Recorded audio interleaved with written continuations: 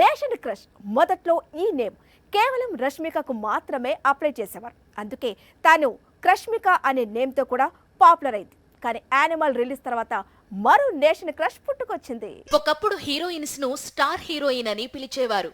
కొంతకాలానికి lady super stars trend మొదలైంది. ఏళ్లకు ఏళ్లు ఇండస్ట్రీని ఏలే హీరోయిన్స్ అనుష్క, సమంత, నయనతార ఈ లిస్ట్ లో కనిపిస్తారు. కానీ వన్ ఫిల్మ్ తో ఓవర్ నైట్ స్టార్డమ్ అందుకున్న హీరోయిన్స్ ను ఇప్పుడు నేషన్ క్రష్ అంటున్నారు. పుష్ప రిలీజ్ తర్వాత రష్మిక పాన్ ఇండియా వైడ్ గా ఇదే నేమ్ తో పాపులర్ అయింది. ఆ తరువాత యానిమల్ వచ్చింది.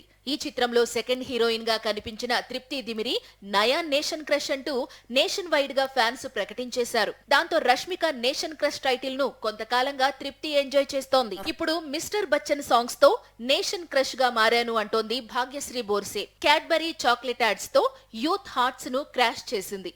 ఇప్పుడు మిస్టర్ బచ్చన్ సాంగ్స్ తో ఇన్స్టెంట్ నేషన్ క్రష్ గా మారింది. మహారాష్ట్రకు చెందిన ఈ భాగ్యశ్రీ 2023లో బాలీవుడ్ మూవీ యారియా 2తో సిల్వర్ స్క్రీన్ పై మెరిసింది. మిస్టర్ బచ్చన్ ఆమెకు ఫస్ట్ తెలుగు ఫిలిం. అయితే ఈ సినిమాలో సాంగ్స్ చూసి తనకు బీటౌన్ నుంచి కాల్స్ వస్తున్నాయని, మూవీ రిలీజ్ తర్వాత తాను కూడా రష్మిక, తృప్తి రేంజ్ లో నేషన్ క్రష్ గా మారిపోతానంటూ మురిసిపోతూ చెబుతోంది భాగ్యశ్రీ.